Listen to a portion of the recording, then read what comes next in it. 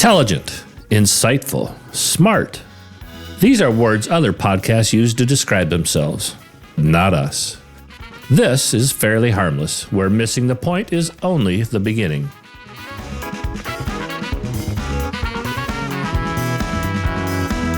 With musical accompaniment provided by the Boston Horns. East Coast Funk.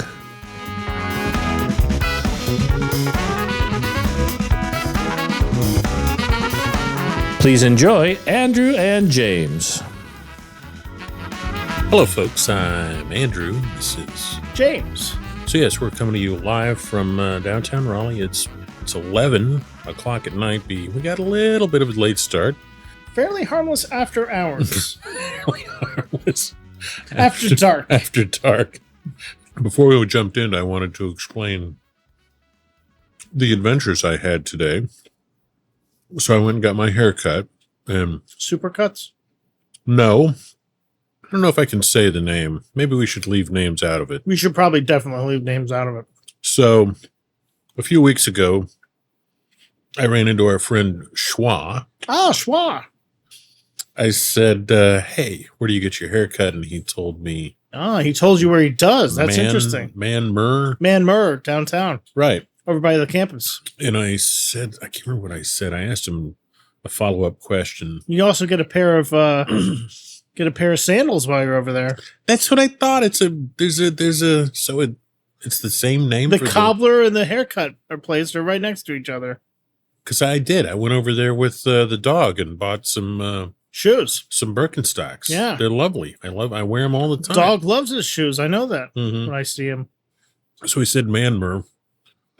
And then I looked it up, and it turns out Man-Mur is not open on the weekend. When you'd want a haircut place to be open. When I would want, it works if you, like Schwa, work 5 minutes away from, or 10 minutes away from Man-Mur. Anywho's. Yeah. And you work a job where you can predominantly leave whenever you want. Right. So I had to find another place, and so I found this barbershop online. I won't give the name, but I looked at the reviews, and it was about half and half. The one half said, great old-time barbershop like you used to know, and good conversation, and, really reasonable price, only $20, which I think is still insane folks, I'm closer to bald than not bald. So it's it's a diminishing return investment for me. It's a delicate game you're playing up there. As I look at you across the room, I'm not trying to play it, but the people who cut my hair are. Nature is playing it. Nature. It has diminishing returns, as far as I can tell. For those of you who are wondering what in the F they're talking, it's called male pattern baldness, and I've got it. So half of them said, it's a great guy, it was an old-time barber shop, just what you wanted. And the other half said, terrible haircut. The guy's hands were shaking. When I left, my sideburns were uneven, and I thought, all right, so, that's... The most recent one said, great job. Now, you got to wonder sometimes about these reviews. Sure. Now, I don't want to take this on a tangent. Want to come back to your story, but going to take a little tangent here. I'm with you. Right. Go. Google reviews, at least in my humble opinion, are the most trustworthy reviews at this point. Are there other reviews? Yeah, there's TripAdvisor, there's Yelp, Home Advisor, there's Facebook reviews, all sorts of different places to get, general knowledge of a local place. But lately, remember Angie's List? Now it's just called Angie or something. I don't know. The point I'm trying to make is I found that the Google reviews are the most trustworthy.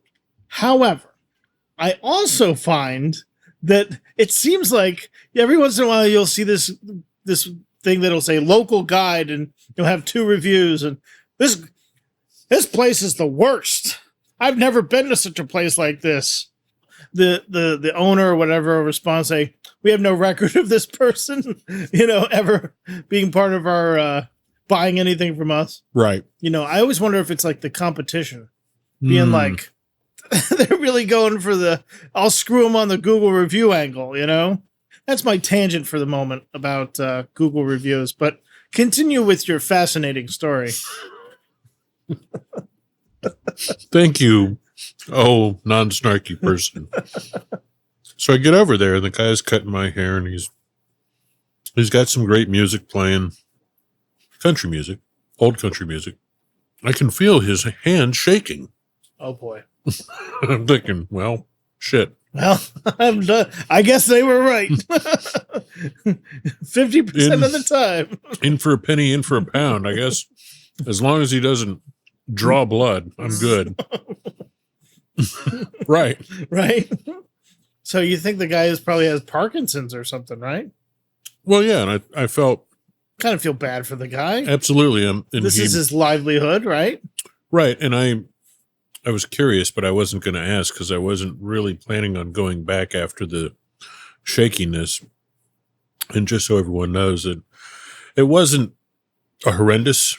And actually, once I came home and had a shower and combed my hair, it looked okay. It was very disconcerting, the old shaky with. It's there's certain things I think in life where you don't want to have shaky hands. Surgery. Brain surgeon, machine gunner, driving instructor, anything that with pointing and shooting, like camera operator. Right. Like, oh, did you see that puck on the ice? Nope. Photographer. Right. I was going for a family portrait and I got the wall. You know who else would be bad at that? Would be a bartender. Imagine a shaky hand bartender. Right. That'd be rough. So then I left there and I went to the eyeglass joint, which had also.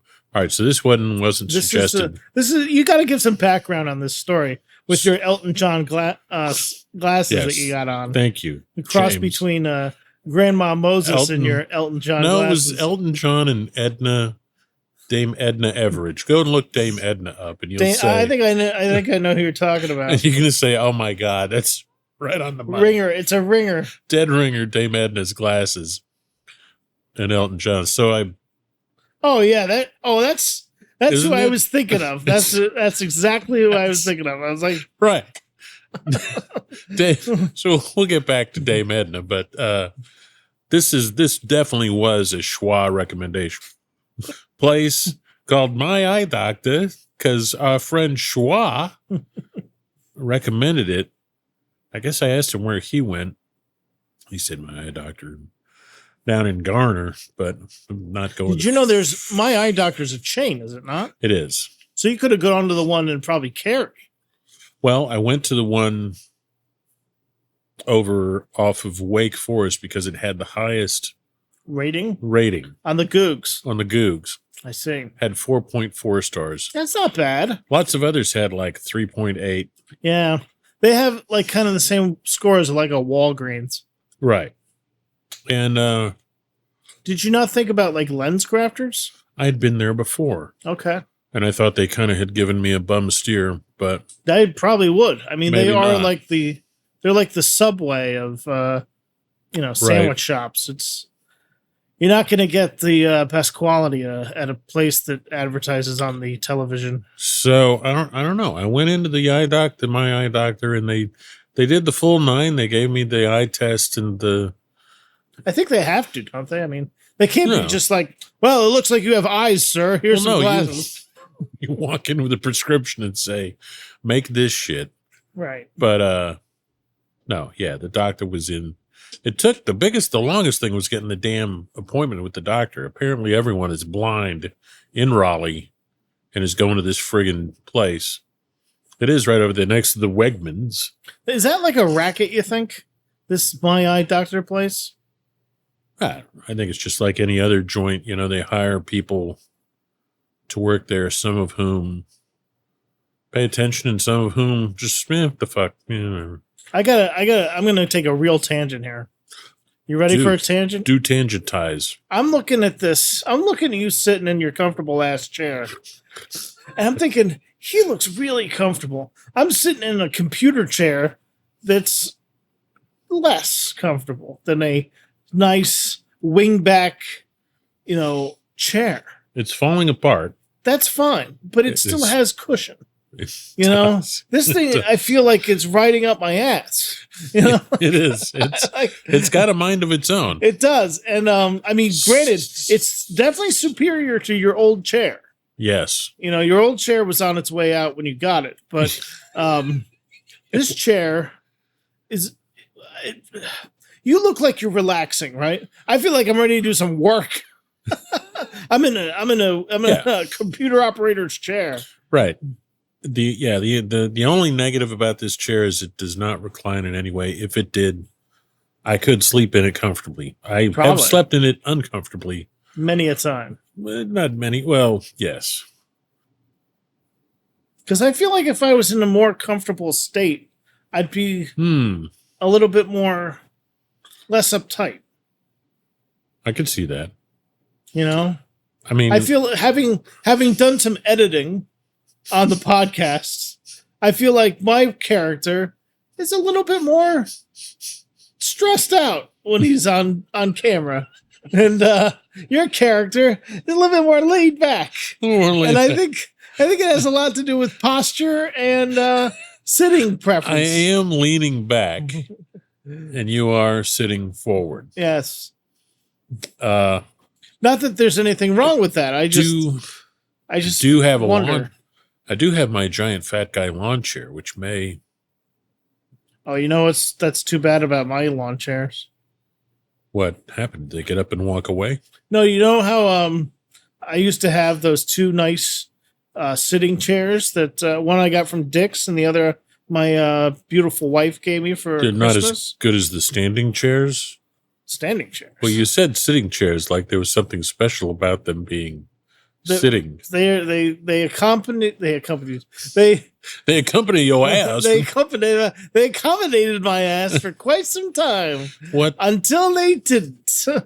What happened? Over the course of 2 weekends of me sitting in my special places where I sit with chairs, my ass broke both chairs. Wow. Yeah. And wow. Now I'm down to 0 chairs. Well, I need to go to Dick's Sporting Goods and get another one.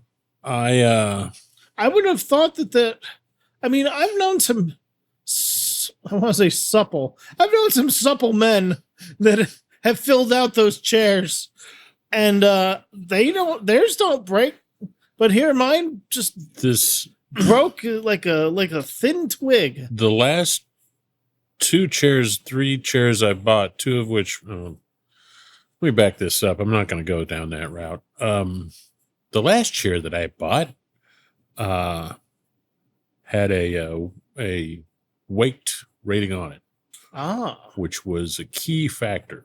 Actually, the only factor. Did it factor in on you buying it? It did. It did. Okay.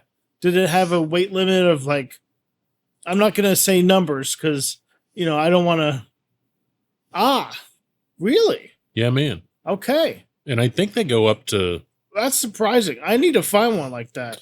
And, the difference is what you was it made out of steel? Yeah, it was either made out of steel or it was made out of thick walled aluminum. Yeah. Not chintzy. Right. Not, thin walled aluminum. Right. It's the wall thickness that, and I think that probably the way it's the type of shape they use for the bars. Yes. Yeah. But in both, what's interesting, in both cases of my chair breaking, it wasn't the rods that broke. It was the binding. It was the rivets that they used to hold it together that popped off. But once those break, it's basically trash. You can't fix it. It is a sailboat sail that don't work so hot. Right. It's It's a tire with a nail in it. It's a tire with a giant screw in it. It is a kite that is far too heavy. Right. A heavy kite. Heavy kite. It is perhaps a device you could use to slow yourself down. Parachute. A parachute. That's where I was going. How did you know? A parachute. Usually when you're falling through the air, a parachute will slow you down. Not a great parachute. I'm not saying it can save you. But it'll slow you down some. It'll right. give you some drag. Right. Allow you to. It'll be like, hey, look, a guy falling with a chair attached to him for some reason. Maybe you can steer your ass into the lake and not. But wouldn't it be like if you hit that lake, that's like hitting like cement. You know, you want to hit some trees, don't you? I think if you were falling out of a plane, what? So you want to go? You want to go feet first? I'm pretty sure. So that way you can lose your legs, but it keeps your brain intact. I was going to say the best thing would be to not fall out of the plane. Well, that would be one. Second best, I would say, would be stick with me. I'm following you. I'm right there with you. You want to have a gun because you want to aerate the water a little bit. Oh, you want to break it up a little. Break it up, right? You want to drop something in. Well, you can't drop it in because it's going to fall at the same way. That's what I was saying. I was like, no, wait, that won't work. That's not going to work. And then I thought, well, maybe you could throw it in, but no, I'm not strong enough. But a gun. You would need some serious force to break terminal velocity. But a gun, I think, But if it didn't, a handgun is probably not enough. No, you would need like a bazooka. A shot? No, well, okay, yeah, yeah. Okay, so here's the scenario. It's got to be falling out of the plane. You have instead of a parachute, you have a broken lawn chair attached to your ass, and somehow magically you have a bazooka. I think also a shotgun could be and made a shotgun. So it's like a shotgun. It's like a first-person shooter. You're carrying multiple weapons as you're crawling around the dungeon. You know, I've always found that fascinating. You know, when you're playing like a first-person shooter, and the guy has like a gun the size of this table, and then he has a shotgun and a nail gun and a handgun and that plasma gun, and you're like, where's he putting all those guns? Right. You need to have a... And he has unlimited ammo somehow. Right, well, it's just a pain in the ass if you don't. Yeah. You go. Imagine a game, well, like CSGO is like that. I guess Counter-Strike Go. You know, you ever play that? I did not play that. That's the one that's the like reality one where like if you get shot in the leg, you immediately die. So... Wow. It wouldn't immediately... Well, all right. It's very realistic. So... You have a handgun, and it has CSGO, Counter-Strike Go. It has like Counter-Strike Go. It has like It has like a magazine with 6 bullets. You know, an AK-47 with an actual magazine. You know. Oh, it's got. I can't remember. Those are like 20. Anyways, it's not important. Anyhow, the point is, you're falling through the sky out of this airplane that you fell out of with a lawn chair attached to your ass. You're falling at terminal velocity. You somehow have a bazooka and a shotgun, and you want to break the water. Right. So, but you would have to time it such that if you fired the bazooka into the water, and you'd have to time it so that you weren't killed by that. Yeah. Well, and because a shotgun that would have to be seconds before you hit the actual water, right? You're right. But I was thinking of the spread you would need more. But a bazooka is so much better than a shotgun, which is better yet than a handgun or even a rifle. A broom. You just you got a broom out a little. You're just holding it down. You know, you're just holding it down. Right. I don't think that's going to be enough, but yeah. So I think a bazooka would get it done. Okay. Maybe. The other thing is you need the water to be pretty deep. Like Lake Johnson ain't going to work. You're gonna need to fall into like the Atlantic Ocean. That would be best, you know, but somewhere near the coast, because if you fall in the middle of you're done. Right, nobody ain't finding you.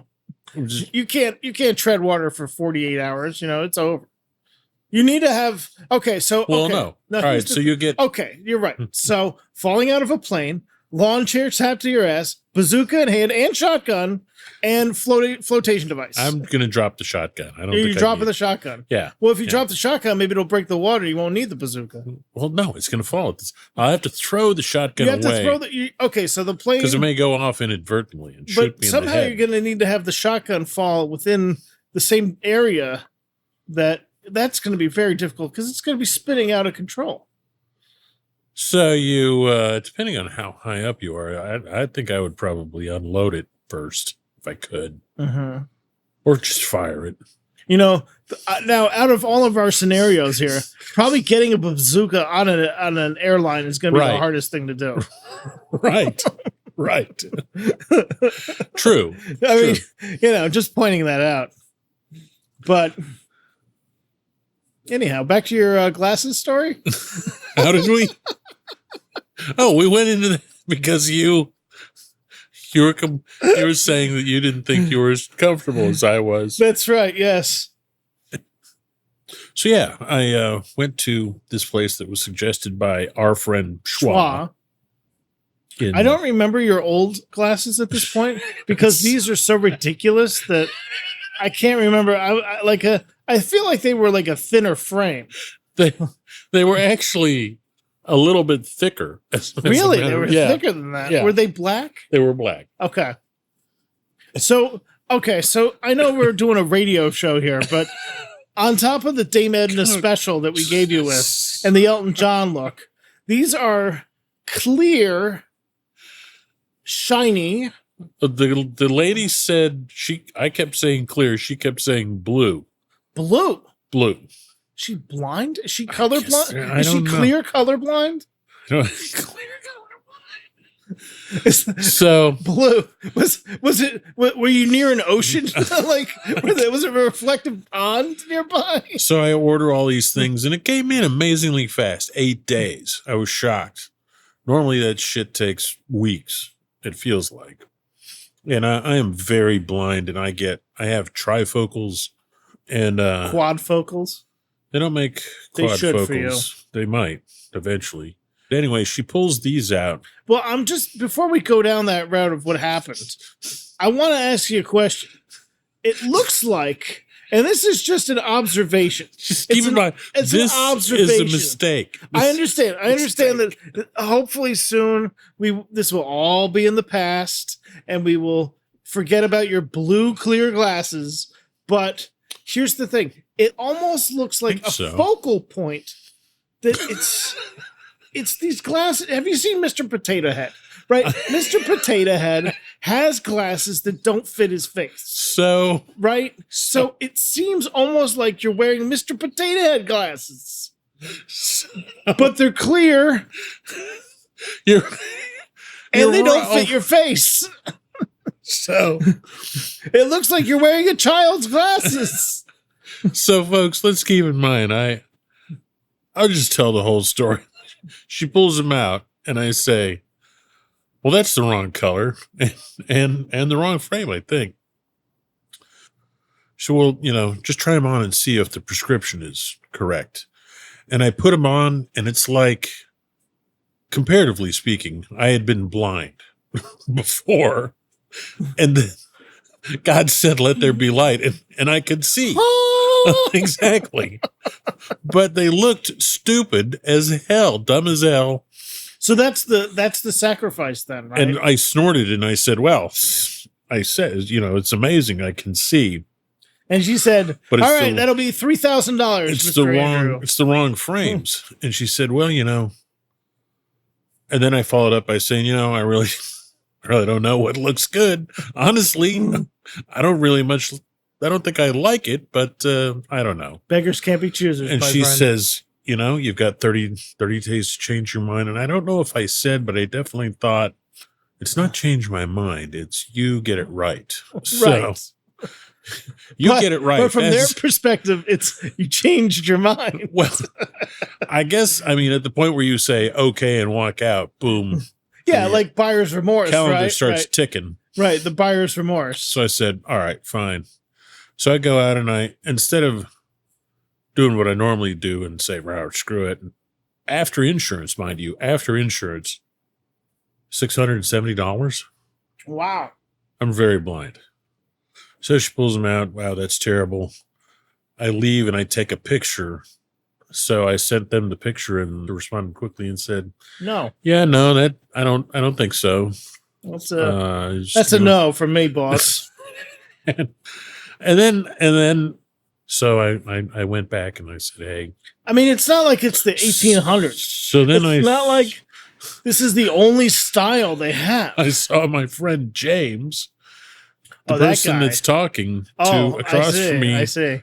I'm sure he had something pleasant to say. Yeah, yesterday he said that I look like a cross between Elton John and something else that if I was a more sensitive person, I would have gone home and cried myself to sleep because this is what your friends. Hey, man, if you can't listen to your friends, then you got another thing coming. The worst thing about it is they are Elton John's freaking glass. Well, wait. All right. Wait a minute now. Wait. Well, his era? were gigantic. What era of Elton John? Let's look at that up. I guess they're not as big as the goofy ones from the 70s, but they're. You have to admit, they kind of look like something Elton John would wear. So maybe that's just it, right? Is that you tell your sister and you tell everybody else that you run into for the next couple of weeks that you're going for that Elton John look, rather than just go with it, man. Just fully commit. All right. See, I got a question now. So I look up Elton John. Yes. And it says Google.com would like to use your current location. Right. I always say no. I always say no, too. Unless I'm looking for something like coffee shop near me. Then I say yes. But why does Elton John need to know where I am? No, Elton John doesn't give a fuck where you are. It's that Google wants to know where you are so they can sell you some Elton John glasses. Mission solved. That's already done. You can just report back to Google. Listen, Google, it's already done. What is the prognosis, doctor? For getting new frames. Oh, I went back in today and I said, "Hey, this is not right. You need to make this right." And what they say? I said, we looked at, the girl said, "We can give you this. Can give you a coupon for free frames." For free, or you can pay a little bit more. And I said, it was like the ones that were covered by insurance were like $130, or I could pay a little bit more, and I got up into the $180 or $200 range, and she took me over to that area. And I found the fucking glasses on Amazon. It says, these are women vintage cat eye crystal rhinestone glasses with novelty glitter. That's what you're missing is the novelty glitter, but that's about it. I don't know. No, I'm not trying to shit on men and women's styles here, but those clearly are pretty feminine glasses. You saying I can't pull this off? Oh, you're pulling it off, my friend. You went shopping today out in the world. I mean, you're pulling it off. I've been going, and I think this is a testament to how sweet all my friends, most of my friends, some of my friends, and all of my coworkers are. They've all said, "Oh, I like your new glasses." All of them, except for you and all my other real friends, have all said, "Jesus, what happened to your face?" The ones they let you outside with that face? The ones that even noticed when I mentioned to your wife, Ophelia, "Hey, I got new glasses," she said, "I didn't even know you wore glasses." Even though she wears glasses. Thanks for noticing. Good old Ophelia. And then she said, "Wait, is that your face? Oh my God." Once again, this has been Fairly Harmless. Missing the point on, wait, what's the point?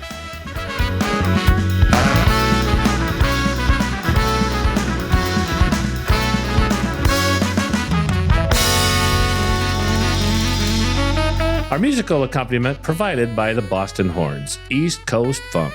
Their music is available for streaming and purchase on most media platforms. For Fairly Harmless, this has been your announcer, Fast Eddie. See you soon.